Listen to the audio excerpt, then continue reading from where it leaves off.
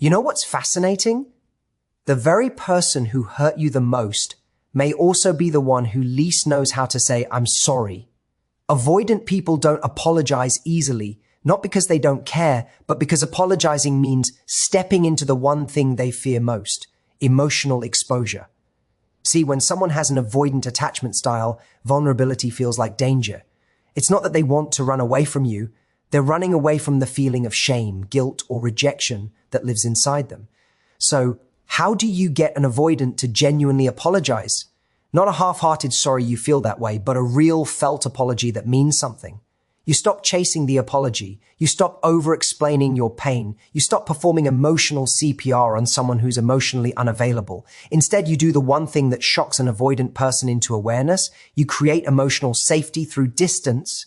You calmly say, "I understand you might need space right now. I'm not here to attack you. I just need to take care of myself." Then you actually do it. You stop the pursuit. You walk with quiet confidence, not anger. What happens next is almost magical. When you stop pushing for understanding, they suddenly have space to reflect. They feel the silence you used to fill with explanation. They notice the peace you've built without them. And in that stillness, they finally start to feel something they've been avoiding all along. Remorse. That's when an avoidant person realizes they went too far. Not because you demanded an apology, but because your self-respect made them see what they lost. So the secret isn't manipulation. It's maturity. It's showing that love doesn't have to mean chasing, fixing, or begging. It means holding your boundary with compassion and grace.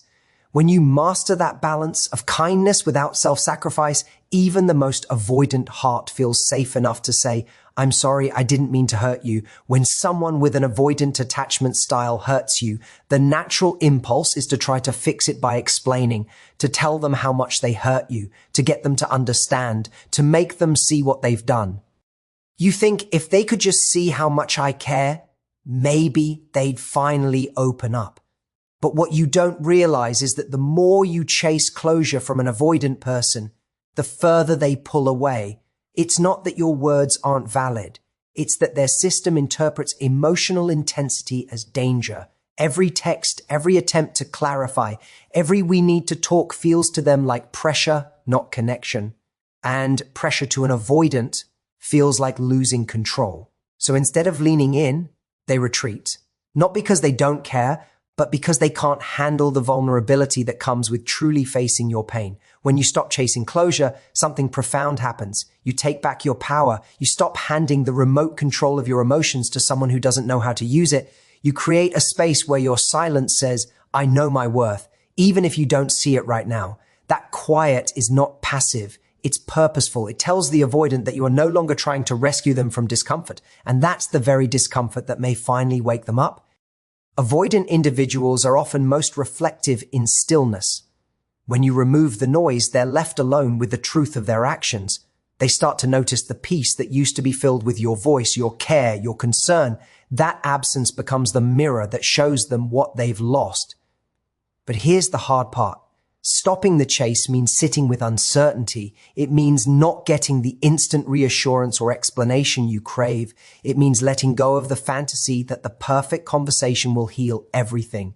Closure doesn't come from them. It comes from your decision to stop needing validation to move forward. The moment you stop trying to convince someone to see your pain, you send a powerful message that your healing is not dependent on their acknowledgement. That's emotional self-respect in its purest form. Ironically, when you stop chasing, that's often when the avoidant finally begins to come forward. Not because you've tricked them, but because you've removed the emotional pressure that made them shut down in the first place. They can finally approach you without fear of being cornered or criticized. Your calm becomes a safe space they didn't even know they needed. And in that space, genuine accountability can grow. The avoidant's apology may not come right away, and it might not sound perfect, but it will be real, born from their own realization rather than your insistence. So stopping the chase isn't giving up, it's growing up. It's understanding that closure is not a conversation you wait for. It's a boundary you create. And when you embody that quiet confidence, you don't just get an apology, you earn back your peace. Creating emotional safety instead of pressure is one of the most powerful ways to reach someone with an avoidant attachment style. Avoidant individuals grew up learning that closeness often leads to discomfort, rejection, or loss of control. So when emotional intensity rises, when voices get louder, when words come faster, when tears fall, they instinctively retreat. It's not that they don't feel emotions, it's that their nervous system equates vulnerability with danger. Every time you push harder to connect, to get them to talk, to make them see your point, they feel cornered. And when they feel cornered, they shut down. The more you press, the more they pull away. The key is to stop trying to force connection and instead invite it. You do this by creating emotional safety, a space where they don't feel attacked, judged, or demanded upon. Emotional safety isn't about walking on eggshells or suppressing your needs. It's about expressing them calmly and clearly without turning the moment into a battlefield. It's saying, I care about you, but I also care about my peace, in a tone that communicates stability, not desperation. When someone senses that you can handle your emotions without making them responsible for fixing them, they begin to feel safe enough to engage. Safety doesn't come from words alone. It comes from the energy behind them. For example, instead of saying, you never listen to me, you always shut down, try, I feel disconnected when we don't talk things through, and I'd love for us to find a way to feel closer. The first statement sounds like pressure. It assigns blame and triggers defensiveness. The second invites collaboration. It acknowledges emotion without making the other person the villain. That shift in tone changes everything. It's not manipulation, it's emotional intelligence. Avoidant people are deeply sensitive, though they often hide it under a calm or detached exterior. What they need most is to know that opening up won't lead to chaos. When you show them that you can stay grounded in your emotions, that you won't explode, lecture, or demand immediate change, you give them permission to relax. And in that relaxed state, connection becomes possible. Emotional safety isn't about excusing their behavior. It's about creating conditions where accountability feels possible. You can create this safety not only with words, but also with actions. Keep your boundaries firm yet gentle. When they withdraw, don't chase. Simply state, I understand you need space, and I'm here when you're ready to talk. That communicates respect and patience. When they see that you can coexist with their distance without losing composure, their fear begins to fade. They start to associate you not with emotional pressure, but with peace. Over time, this consistency builds trust. The avoidant person learns that your presence doesn't threaten their autonomy, it enhances it. They begin to come closer. Not because they're forced to, but because they want to. Emotional safety is the bridge between independence and intimacy. The one place where an avoidant person can finally breathe and for the first time feel safe enough to say, I'm sorry. Your calm is the catalyst for transformation when you're dealing with an avoidant person. Most people believe that if they just express themselves louder, with more passion, or with clearer explanations, they'll finally break through that emotional wall. But the truth is, an avoidant person doesn't respond to intensity. They respond to stability. The moment they sense emotional chaos, their walls go up. It's not that they don't hear your pain, it's that your emotional charge overwhelms their system. They start to feel like they're losing control, and control is what keeps them feeling safe. So they pull back, they shut down, they deflect, not out of cruelty, but out of self-protection. When you stay calm, you're sending a completely different signal. You're telling their nervous system, you're safe here. I'm not trying to trap you or punish you. Calmness is disarming. It removes the emotional tension that fuels their defensiveness. Suddenly, they don't need to run because there's nothing chasing them. Your peace becomes the environment where their fear starts to soften. And this is where the shift begins. When someone who's avoidant feels that you can handle your emotions with grace, they begin to trust you. They start to believe that connection with you doesn't mean losing themselves. It's not easy to stay calm when you're hurt. When someone avoids you, dismisses your feelings, or acts cold after causing pain, your natural reaction is to want to make them see, to shake them awake with emotion. But that only reinforces their fear that relationships are unsafe. What truly catches their attention is when you can express pain without drama, when you can say, "That really hurt me," in a tone that's steady instead of explosive. Your calm presence forces them to confront something they're not used to. Accountability without chaos. It's powerful because it doesn't rely on control. It relies on composure. This calm doesn't mean suppressing your feelings or pretending everything is fine. It means owning your emotions without letting them control you. It means breathing before responding. It means realizing that your peace is more persuasive than your pain. The way you carry yourself teaches people how to treat you. When you stay grounded, you communicate self-respect, and self-respect is magnetic. Avoidant individuals are often drawn to people who have emotional stability because it offers something they lack internally: safety without suffocation. Over time, your calm becomes the mirror that reflects their behavior back to them. When you don't react, they can't deflect. When you don't chase, they can't run. When you don't attack, they can't defend. They're left alone with the impact of their actions, and that silence becomes loud. That's when real remorse can surface. Not because you demanded it, but because your composure allowed them to see clearly. Your calm energy is what turns emotional chaos into clarity. It's what transforms avoidance into awareness, and ultimately what opens the door for a genuine apology to emerge. Distance reveals value in a way that words never can. When you step back from an avoidant person, you interrupt the dynamic that kept them comfortable, the one where you were always available, always explaining, always trying to fix the emotional gap they created. Avoidant individuals often don't realize the depth of someone's presence until that presence is gone. They mistake your effort for stability, your communication for control, and your emotional availability for pressure. But when you pull back with quiet confidence, you remove their sense of predictability. Suddenly, they're left to face the silence that used to be filled with your reassurance. That silence becomes a mirror, and what it reflects is your worth. When you create distance, you give an avoidant person the space to feel the consequences of their emotional withdrawal. As long as you're there trying to repair things, they can hide behind detachment. They can tell themselves the story that you'll always be there no matter how they act. But when you stop chasing and start focusing on yourself, their perception begins to shift. They start to wonder why you're not reaching out. They start to question if they've lost something valuable. That curiosity soon turns into reflection.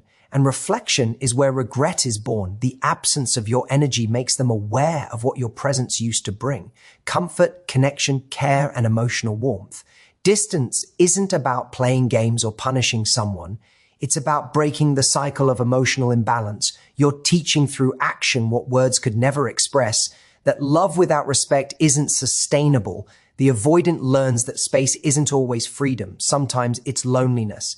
The peace they thought they wanted starts to feel empty without your warmth in it. That realization often becomes the first spark of emotional growth. It's not that they suddenly change overnight, but they begin to see that relationships don't just function on convenience, they thrive on connection, something they've pushed away for too long. The beautiful thing about distance is that it works on both sides. It doesn't just reveal your value to them, it reminds you of your own.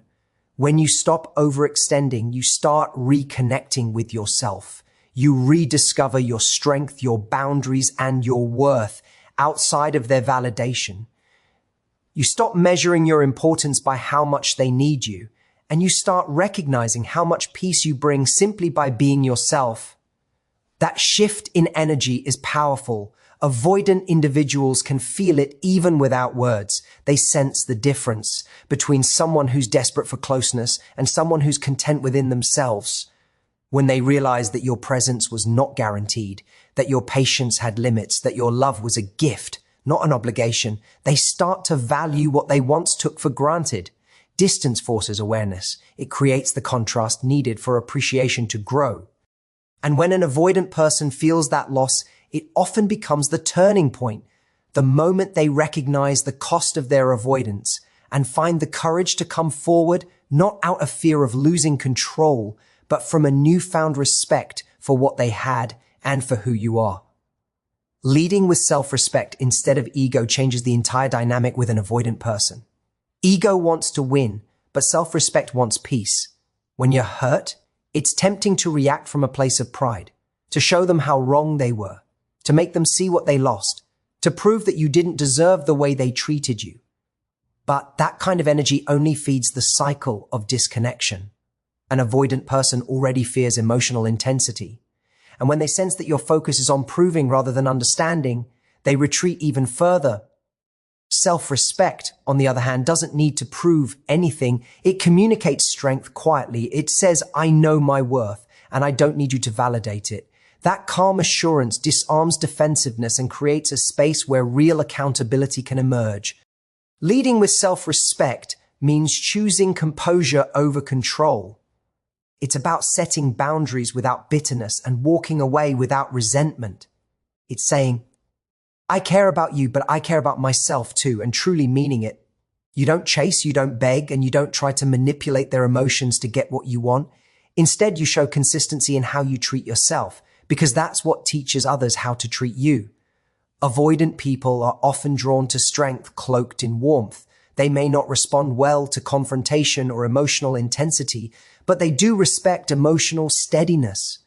When you hold your boundaries with kindness, they see maturity. When you stay calm while still expressing truth, they see integrity. That combination of softness and strength becomes magnetic because it represents safety, something they rarely feel in relationships. Self-respect doesn't mean cutting people off coldly or acting indifferent. It's about emotional balance. It allows you to express your feelings without losing yourself in them. When you say, what you did hurt me, but I'm not going to lose myself trying to make you understand, you're sending a message that your value isn't negotiable. That's powerful. Ego demands attention. Self-respect earns it.